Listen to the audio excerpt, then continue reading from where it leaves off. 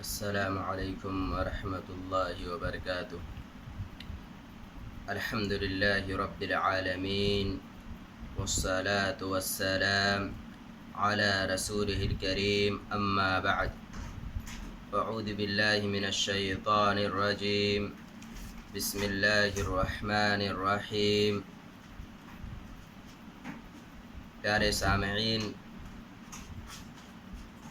درس قرآن کے اس پروگرام میں آپ کا استقبال ہے۔ اس سے پہلے ہماری گفتگو اعوذ باللہ من الشیطان الرجیم بسم اللہ الرحمن الرحیم کے حوالے سے ہوئی تھی۔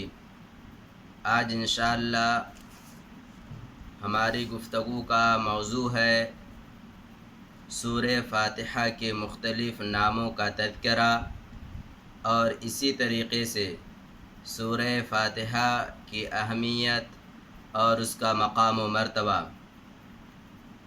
پیارے سامعین، سورہ فاتحہ کی اہمیت کے لیے یہی چیز کافی ہے کہ سورہ فاتحہ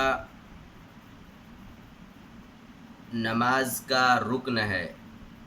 سورہ فاتحہ کے بغیر انسان کی نماز نہیں ہو سکتی۔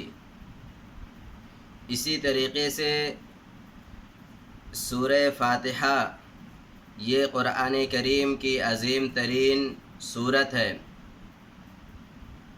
اس سورت کے جتنی کثرت کے ساتھ نام صحیح احادیث کے اندر ذکر کیے گئے ہیں، اتنا زیادہ نام کسی اور سورت کے نہیں ذکر کیے گئے ہیں۔ اس سورت کے مختلف نام ہیں جنہیں اللہ کے رسول صلی اللہ علیہ وسلم نے مختلف مواقع پر بیان فرمایا ہے۔ چنانچہ اس سورت کو فاتحۃ الکتاب کہا جاتا ہے۔ اسی طریقے سے اس سورت کو ام القرآن بھی کہا جاتا ہے۔ ایسے ہی ام الکتاب بھی اس سورت کا نام ہے۔ السبع المثانی بھی اس سورت کو کہا جاتا ہے۔ القرآن العظیم بھی اس سورت کو کہا جاتا ہے۔ سورۃ الحمد بھی اس سورت کا نام ہے۔ سورۃ الشفا بھی اس سورت کا نام ہے۔ یہ جو میں نے نام آپ کے سامنے ذکر کیے ہیں، یہ تمام کے تمام نام صحیح حدیث سے ثابت ہیں۔ عبادہ بن صامت رضی اللہ تعالی عنہ کہتے ہیں، اللہ کے رسول صلی اللہ علیہ وسلم نے ارشاد فرمایا، لا صلاۃ لمن لم یقرأ بفاتحۃ الکتاب، رواہ البخاری۔ اللہ کے رسول صلی اللہ علیہ وسلم کہتے ہیں کہ اس شخص کی نماز نہیں ہوگی جس شخص نے فاتحۃ الکتاب یعنی سورہ فاتحہ اپنی نماز میں نہیں پڑھی۔ گویا کہ یہ سورت نماز کا رکن ہے۔ اس حدیث کو امام بخاری رحمۃ اللہ علیہ نے اپنی کتاب صحیح بخاری کے اندر ذکر کیا ہے۔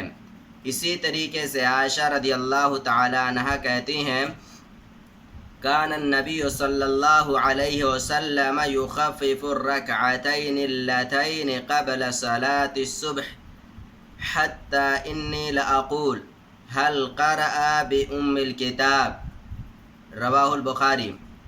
عائشہ رضی اللہ تعالی عنہ کہتی ہیں کہ اللہ کے رسول صلی اللہ علیہ وسلم صبح کی 2 سنتیں اتنی مختصر پڑھتے تھے کہ میں یہ گمان کرتی تھی کہ آپ نے ام الکتاب پڑھا ہے یا نہیں، یعنی آپ صلی اللہ علیہ وسلم نے سورہ فاتحہ کی تلاوت ان دونوں رکعتوں میں کی ہے یا نہیں کی ہے۔ اسی طریقے سے ابو ہریرہ رضی اللہ تعالیٰ عنہ کہتے ہیں، اللہ کے رسول صلی اللہ علیہ وسلم نے ارشاد فرمایا، ام القرآن ہی السبع المثانی والقرآن العظیم، رواہ البخاری۔ یعنی ام القرآن اس سورت کو کہا جاتا ہے۔ اسی طریقے سے السبع المثانی بھی اس سورت کا نام ہے۔ والقرآن العظیم بھی اس سورت کو کہا جاتا ہے۔ اس حدیث کو امام بخاری رحمۃ اللہ علیہ نے اپنی کتاب صحیح بخاری کے اندر ذکر فرمایا ہے۔ تو یہ کچھ نام ہیں جو میں نے آپ کے سامنے اس سورت کے حوالے سے ذکر کیا۔ پیارے ناظرین، اس سورت کی اس قدر اہمیت ہے کہ علماء کرام نے مستقل طور پر صرف اسی سورت کے لیے مستقل طور پر کتابیں تصنیف فرمائی ہیں۔ چنانچہ ہندوستان کے بہت بڑے عالم دین امام الہند ابوالکلام آزاد رحمۃ اللہ علیہ نے اس سورت کے لیے مستقل ایک کتاب لکھی، اور اس کتاب کا نام انہوں نے ام الکتاب رکھا۔ اس سورت کے لیے مستقل ایک کتاب، اور اس کا نام انہوں نے ام الکتاب رکھا۔ مولانا آزاد رحمۃ اللہ علیہ کی یہ کتاب تقریباً 350 سے زائد صفحات پر مشتمل ہے۔ امام الہند ابوالکلام آزاد رحمۃ اللہ علیہ نے اپنی اس 300 سے زائد صفحات پر مبنی کتاب میں واضح انداز میں اور اسی طریقے سے بڑے ہی تفصیل کے ساتھ اس سورت کی اہمیت اور اس سورت کا جو مقام و مرتبہ ہے اسے انہوں نے بیان فرمایا ہے، ذکر کیا ہے۔ مولانا ابوالکلام آزاد رحمۃ اللہ علیہ نے اپنی کتاب کے ابتدائی صفحات میں یہ ذکر کیا ہے کہ یہ سورت یعنی سورہ فاتحہ قرآن کریم کا خلاصہ ہے، یعنی یہ سورت سورہ فاتحہ قرآن کریم کا خلاصہ ہے۔ اس سورت کے علاوہ قرآن کریم کا بقیہ حصہ اس سورت کی تفصیل ہے، گویا کہ یہ سورت اجمال اور قرآن کریم اس کا مفصل تفصیل بیان کرنے والا ہے۔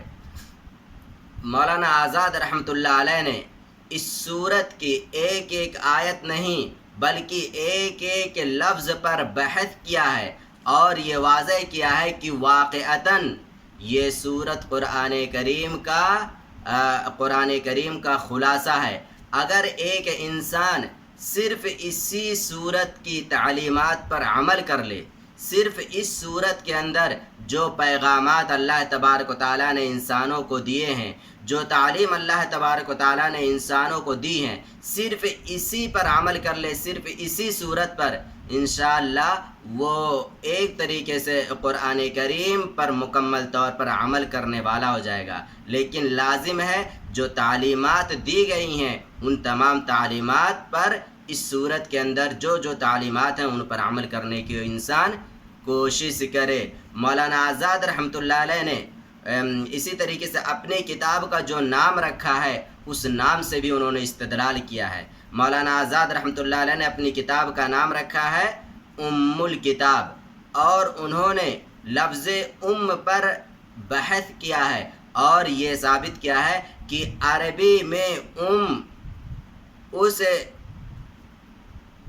جھنڈے کو کہا جاتا ہے جس جھنڈے کے نیچے پوری فوج ہوا کرتی ہے، اور اسی طریقے سے عربی زبان میں ام کا اطلاق ایسی چیز پر ہوتا ہے جس چیز کے بہت سارے متبوع ہوں۔ گویا کہ اس صورت کو اس طور پر کہا جاتا ہے کیونکہ اس صورت کے بہت سارے جزئیات ہیں جو قرآن کریم کی مختلف صورتوں کی شکل میں موجود ہیں۔ تو یہ اس صورت کی اہمیت اور مقام و مرتبہ ہے کہ اس صورت کے بغیر انسان کی نماز نہیں ہو سکتی۔ اسی وجہ سے اس کو کہا جاتا ہے سبع المثانی، یعنی 7 آیتوں والی ایسی صورت جس صورت کا بار بار اعادہ کرتا ہے انسان، جس صورت کا تکرار کیا جاتا ہے۔ ایک انسان ایک دن کے اندر کتنی بار 5 سے زائد بار صرف اس صورت کو پڑھتا ہے، کیونکہ اس صورت کے بغیر اس کی نماز نہیں ہو سکتی ہے۔ تو اس سے اس صورت کی اہمیت اور اس صورت کا مقام و مرتبہ ہم جان سکتے ہیں۔ اللہ تبارک و تعالیٰ سے دعا ہے کہ وہ ہمیں پیارے رسول صلی اللہ علیہ وسلم کی تعلیمات پر عمل کرنے کی توفیق دے. آمین. والسلام علیکم.